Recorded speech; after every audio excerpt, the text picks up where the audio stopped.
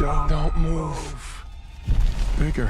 Why do they always have to go bigger? Welcome to WatchMojo, and today we're counting down our picks for the top 20 scientific inaccuracies in Jurassic Park. But you didn't ask for reality, you asked for more teeth. I never asked for a monster! For this list, we're looking at various aspects about dinosaurs from this mega franchise that are not in keeping with what we know today.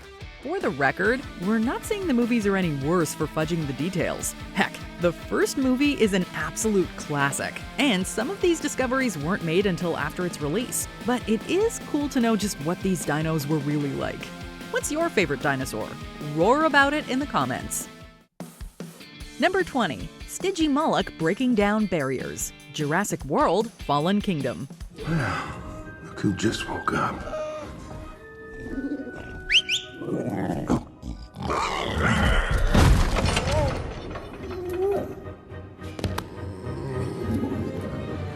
We're getting out of here. In the second half of Jurassic World Fallen Kingdom, Owen and Claire are put in a cell used to hold dinosaurs. Fortunately for them, there's a Stygimoloch next door with a domed skull primed for headbutting.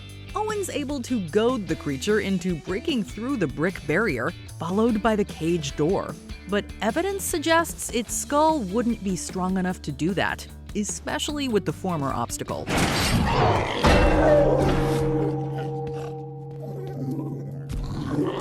Furthermore, franchise technical advisor and paleontologist Jack Horner has asserted that Stygimolochs didn't exist, and were rather juvenile versions of the Pachycephalosaurus. There's additionally been much speculation as to how bluntly Pachycephalosaurs used their skulls. You see that distinctive dome skull? 9 inches of solid bone. Number 19. Baryonyx Snout and Lava. Jurassic World Fallen Kingdom. When Claire and Franklin are trapped in an underground control center during a volcanic eruption, the latter fears the approaching dinosaur is the T-Rex.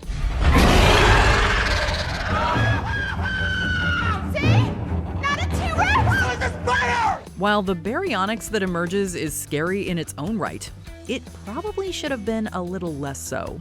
Namely, rather than having the crippling snout of an alligator, the real dinosaurs was more akin to that of a gharials of the Crocodilia order. Plus, the lava it touches probably would have melted its scales, which would have done a lot more than just phase it.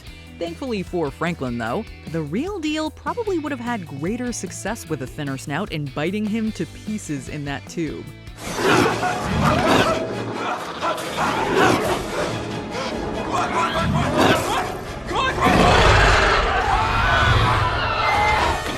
Number 18. Compsognathus as a pack hunter.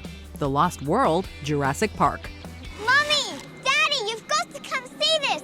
I found something!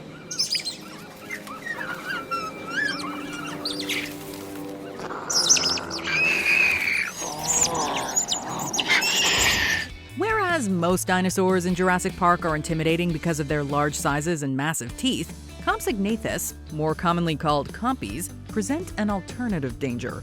Specifically, they team up in large groups to overwhelm their larger prey. However, real-life evidence shows this wasn't the case whatsoever. Astoundingly, compies are one of the few dinosaurs whose diets are unequivocally known, as lizard remains have been found within theirs. This leads to the conclusion that they preyed on smaller animals, giving them little reason to form a pack. That isn't to say, though, that we're not satisfied when they give the sadistic Dieter Stark his comeuppance.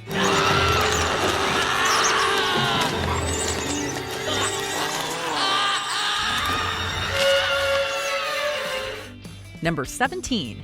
Stegosaurus Exaggerations, the Jurassic Park franchise. For anyone who grew up loving dinosaurs, the Stegosaurus was an absolute staple among action figure collections. We're not one to disagree with their coolness, but Jurassic Park definitely had a hand in beefing them up a little. In The Lost World, the adult Stegosauruses featured appear to be around 40 feet in length, a good 10 feet greater than even the most generous estimates. Yikes. In the Jurassic World movies, they're depicted as resting their tails just above the ground rather than in the air. They're also depicted as running at high speeds from a volcano blast, which would have been impossible due to their hind legs being considerably longer than their front. Not that we're saying we'd rather watch the lava catch up with them.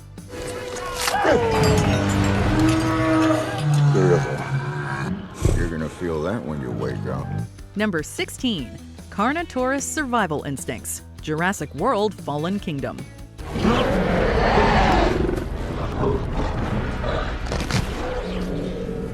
Speaking of lava, that probably should have been the first thing on the Carnotaurus's mind in this scene. But hey, dramatic tension's got a dramatic tension. Whereas every other dinosaur in the stampede is smartly heading for the hills, the protagonists get an added scare when a Carnotaurus comes within its crosshairs. More interested in hunting than surviving, apparently, the Carnotaurus goes after a Sinoceratops before setting its sight on the humans. While its design was praised by paleontologists like Scott Persons, there's nothing to suggest it would have been so malicious as to disregard its own safety. Ah well, leave it to good old Rexy to set things right.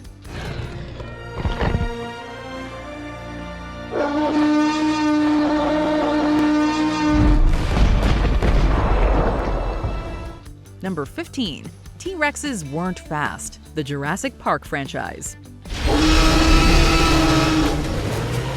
Speaking of Rexy, one of the original movie's best scenes wouldn't have been nearly as exciting had she been scientifically accurate. After Dr. Sattler and game warden Robert Muldoon rescue Dr. Malcolm, they're pursued in their Jeep by the franchise's flagship Tyrannosaurus Rex. It makes for a thrilling sequence, but in actuality it would have ended a lot sooner because the T-Rex wouldn't have been able to keep up. Back in 1993, prevailing wisdom was that T-Rexes could indeed reach speeds of up to 40 miles per hour, but since then, estimates have dropped down to around a measly 15. But in fairness to the T-Rex, there weren't any Jeeps to contend with back then. Number 14. Digging up a complete skeleton is not that easy. Jurassic Park. Jurassic Park undeniably inspired a lot of kids to grow up and be paleontologists, and nothing can take that away from it. Still, we're sure a lot of those kids learned pretty quickly that fieldwork isn't nearly as straightforward as one of the opening scenes makes it look. Let's say for a moment that a crew miraculously does find an intact skeleton like the Deinonychus it's digging up here. The likelihood that it's so well preserved underneath such a thin layer of sand would be slim. To that extent, the way they go about it with little more than brushes and a little nose picking is optimistic to say the least. Oh, and that radar device they use? Not quite as accurate as real life. Look at the extra. What'd you do? He touched it. Dr. Grant's not mission compatible. Got it in for me. Number 13. The Triceratops droppings are way too big. Jurassic Park. Dino droppings? The first Jurassic Park does a great job of stoking fascination in even the grimier parts of dino life. One scene sees the tour group take a detour to tend to a sick Triceratops. It's implied that the big gal keeps getting sick every time she eats West Indian lilac. Dr. Sattler then goes rooting around in her droppings for evidence of the plant, and what a mound it is. That is one big pile of shit. Not only does it not overpower the team with its stench, but it would make for the largest dinosaur droppings on record by several feet. Some have theorized it's the work of multiple Triceratops, but there's little evidence to suggest the creature had anything to do with big herds, let alone big turds. You will remember to wash your hands before you eat anything. Number 12. Tyrannosaurus Rex Roar, the Jurassic Park franchise. What would the Jurassic Park franchise be without the iconic Tyrannosaurus Rex roar? Well, weirder according to science. Boy, do I hate being right all the time. Today, what's commonly conceived to be a roar largely comes from carnivorous mammals like lions. However, seeing as dinosaurs' closest living relatives are birds and crocodiles, it's extremely unlikely that any of them, even one as big as a T-Rex, would have roared the way it does in the movies. Rather, the big beasts would have made sounds of the closed-mouth variety like coos and deep-throated thrumming. So next time you see old Rexy roar, think of a really big emu.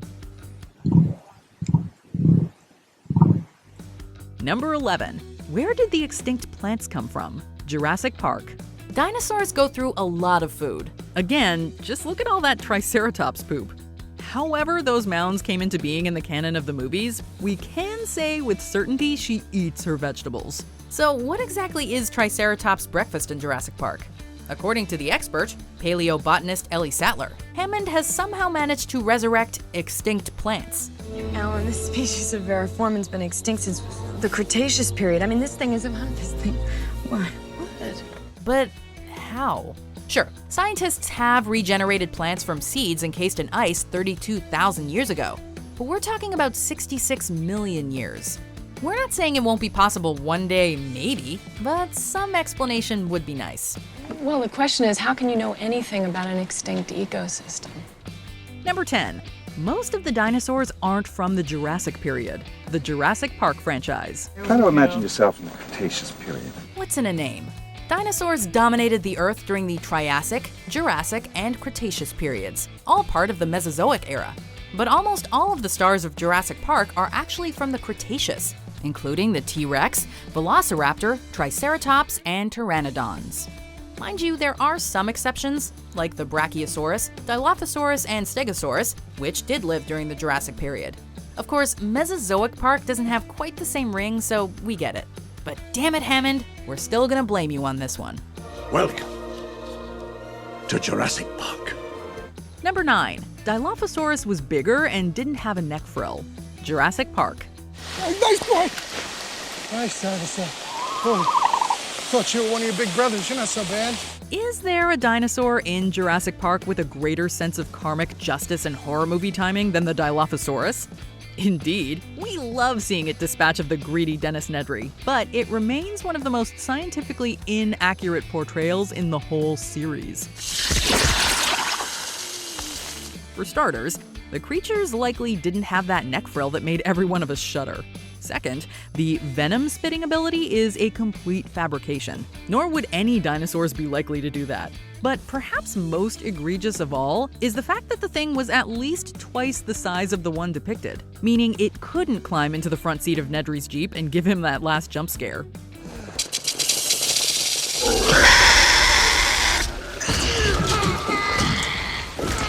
Number 8. Pteranodons couldn't lift people. The Jurassic Park franchise. The Jurassic Park franchise is full of iconic death scenes, but there was one in Jurassic World that particularly stood out. The drawn-out death of Claire's personal assistant Zara came out of nowhere and marked a strange tonal shift. But the devil is also in the paleontological details. First off, pteranodons were probably fuzzy rather than scaly, with coats of hair-like filaments. Second, pteranodons didn't have the grasping foot structure or muscles required to lift a human, nor the strength and wingspan. To be fair, the pteranodons did drop her a few times, although it didn't really help.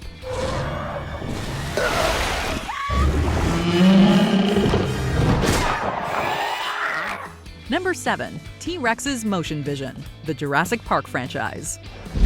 Keep absolutely still. This vision's based on movement. As every fan knows, it's important to have a Velociraptor home escape plan, just in case. When it comes to T-Rex, though, you might think elaborate preparations aren't required. Just don't move. Don't move! Can't see us if we don't move. Unfortunately, the idea that tyrannosaurs could only detect motion is pretty far-fetched. In the book, it's the result of mixing in frog DNA, but in the movie, it's just a T-Rex fact. And you keep still because you think that maybe his visual acuity's based on movement, like T-Rex, and he'll lose you if you don't move. But no, not Velociraptor. A study from Professor Kent Stevens of the University of Oregon mapped the dinosaur's visual capabilities, concluding T-Rex probably had more binocular range than a hawk and better visual clarity than an eagle. It also had a great sense of smell, so maybe do move. Must go faster. Number 6. Everything about the Brachiosaurus scenes. Jurassic Park. Remember the sense of wonder when we got our first good look at dinosaurs in Jurassic Park? Oh, yeah. That's how it always starts. But then later there's running and screaming. Even rewatching the movie today, the majestic Brachiosaurus is striking. But according to Professor Brett Bennington of Hofstra University, these ponderous colossi were too front-heavy to rear back and support their weight on their hind legs. A feat which also doesn't seem to get them any higher. They're eating eucalyptus leaves, which have toxins poisonous to most animals. And as cute as it is, the Brachiosaurus didn't chew like a cow from side to side, and probably just swallowed its meals whole. Can I touch it? Sure. Just think of it as kind of a big cow. Number 5. Spinosaurus vs. T-Rex, Jurassic Park 3. Nobody move a muscle. T-Rex is the king of the dinosaurs, right? One of the most controversial moves in the franchise was having the Spinosaurus defeat the park's most iconic star. In real life, Spinosaurs and Tyrannosaurs lived in different places and times. But who would have won in a real fight?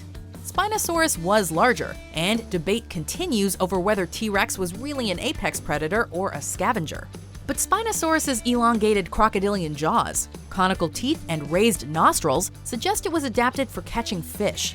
It's tough to know who would win in a real fight, but given those long, narrow jaws, the idea that Spinosaurus could have crushed and broken Tyrannosaurus's thick, muscular neck is pretty unlikely.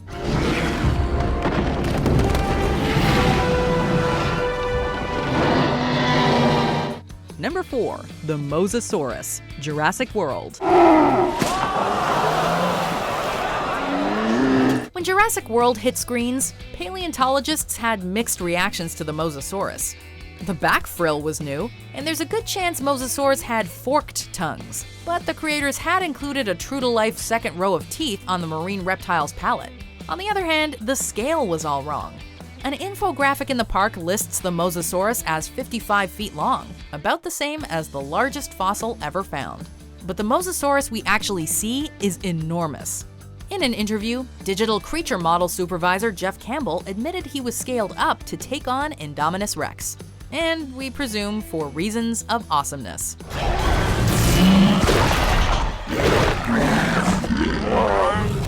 Number 3. Real dinos have feathers, the Jurassic Park franchise.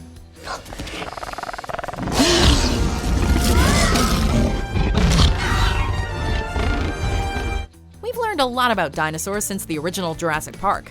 The main grumble from paleontologists when Jurassic World came out was that the dinosaurs were still stuck in the 90s. It is useful for continuity, and there's always the frog DNA excuse to fall back on. On the tour, the film said they used frog DNA to fill in the gene sequence gaps. But for the record, we know now that a lot of dinosaurs had feathers. Rather than having scaled, leathery hides, some dinosaurs strutted their stuff in rich plumage, in colors that ranged from muted earthy tones to fabulous shades of red, orange, and iridescent black. Velociraptor and Gallimimus were probably pretty fluffy, and even T-Rex might have sported some luxurious fluff.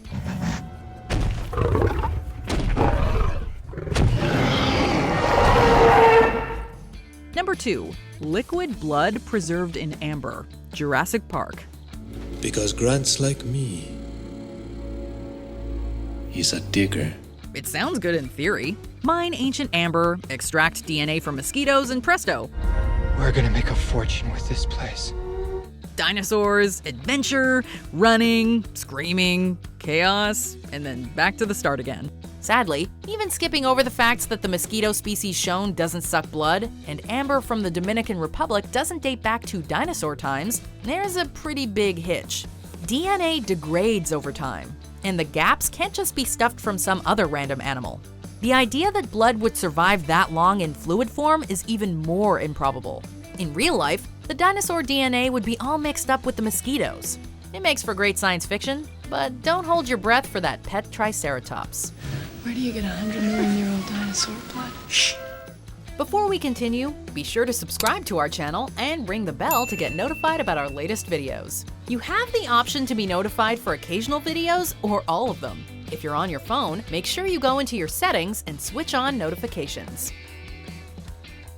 Number 1. Velociraptors were the size of turkeys, the Jurassic Park franchise. Go. As fast as you can. The velociraptors in Jurassic Park are super intelligent murder machines. And what's worse, tall enough to open kitchen doors. But real velociraptors were much smaller and probably had feathers. Basically, just really angry chickens. And turkey, huh? When author Michael Crichton wrote the 1990 novel Jurassic Park, he actually based the raptors on their larger cousin Deinonychus, but didn't think the name sounded cool enough. Actual velociraptors also didn't have pronated wrists. Their palms faced each other rather than downward. On the bright side, this would have made it a lot harder for them to open doors. Although, you know what they say. Life, finds a way. Do you agree with our picks? Check out this other recent clip from WatchMojo. And be sure to subscribe and ring the bell to be notified about our latest videos.